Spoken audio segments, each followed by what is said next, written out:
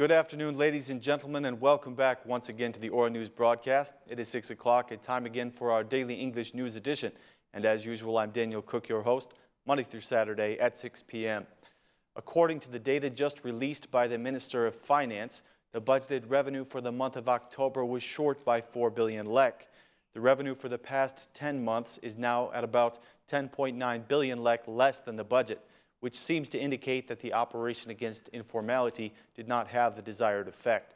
The total state revenue was around 311.2 billion lek, out of the 322.1 billion that was budgeted for the period of January to October. According to the ministry's data, the biggest shortage in revenue continues to come from the customs, followed by excise taxes, the VAT on imports, and royalties. In October, the excise taxes dropped by 4.2%, which is a higher reduction than they experienced in the 9 preceding months combined. Royalties also recorded an especially bad month in October, dropping 1.4% in just a month, while in the past 10 months combined, they have dropped 5.2%. The ministry has stated that these shortages are due to foreign factors, but the experts are saying that smuggling and decrease of consumption are the true culprits. The tax directory has performed slightly better than customs, but personal income tax was about 7.6 million lek short of the budget. Ministry output was also quite a bit below the plan in both investments and expenditures. For January through October, expenditures were 22 billion lek less than the budget called for.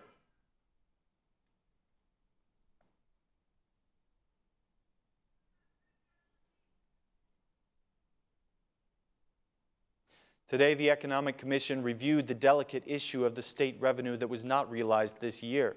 The head of the commission, Erion Bratze, asked for more accountability from the Customs Directorate to make sure that it meets the obligations in realizing the budget.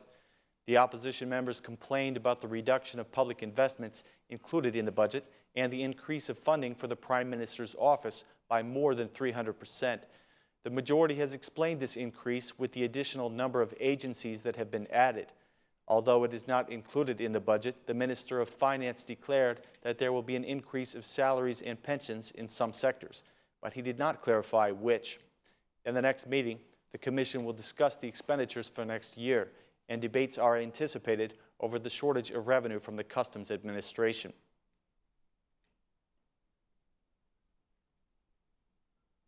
There were arguments in the Media Commission today over the budget for the Ministry of Education.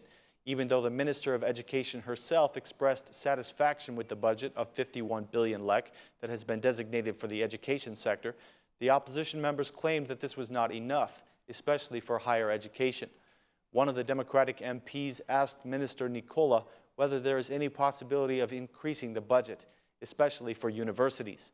She replied that the current budget is enough and that it was the same when the right-wing party was in governance. An MP from the Socialist Movement for Integration raised a concern about the reduction of free books for the schools. A recent investigation by Open Data Albania revealed that the money that was to be used to provide free books to the kids was instead transferred to pay the salaries of the Kukës water supply company. Also present at the commission, the Minister of Culture, Mirela Kumbaro, announced that her ministry will be getting an increase of funding in 2016.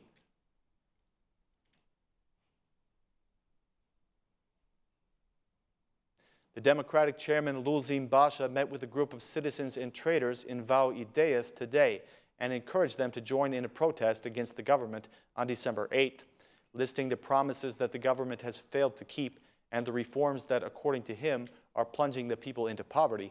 Basha encouraged the residents to stand up against those responsible.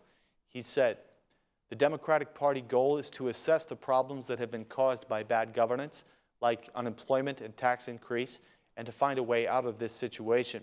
The government is not concerned about the people. They have increased the taxes and the debt and brought no improvement to the lives of the citizens. The prices of oil and energy are the highest in the region. No propaganda or television show can cover up the situation that the citizens are in.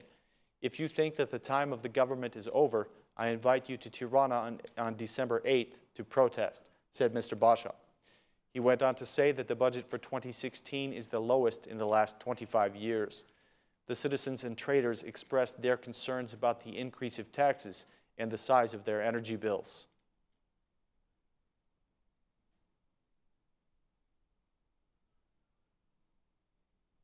The public consultations on the justice reform still continue, and today the EU Ambassador Romana Vlahutin stated again that the reform is a non-negotiable step for Albania's membership in the EU.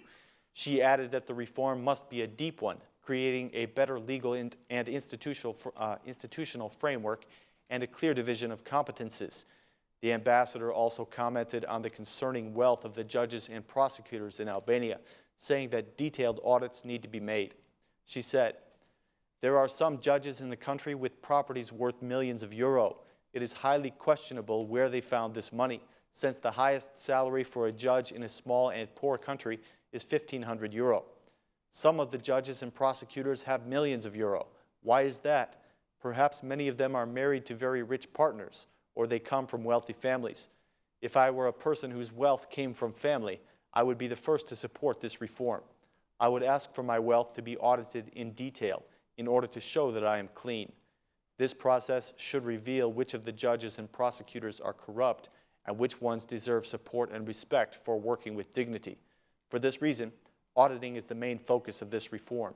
So far, we have received political commitment from all the stakeholders. I hope this commitment will be respected and the reform will be adopted in Parliament," said the Ambassador Vlahutin. Her statements were supported by the French ambassador, who said that the justice reform is the only way to regain the citizens' trust.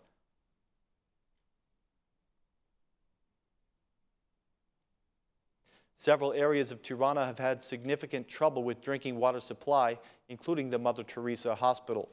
Water has been returned to some of these areas, but it's coming out polluted and unsafe to drink. In a media statement, the vice director of the water company declared that the recent rainfall has caused turbulence at the Bovila water supply station.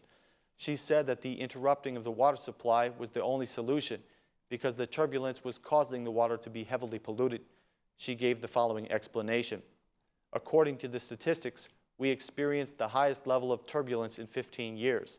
The water supply was interrupted so that the plant could treat the problem." Mayor Vlahutin has also addressed the issue, repeating that the water supply was interrupted in order to purify the system and avoid supplying the citizens with polluted drinking water that might cause health issues.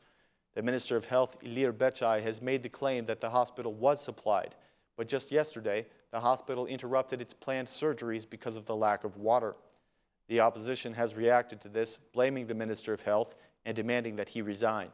Since that time, the water supply company has issued a statement that the situation has been normalized.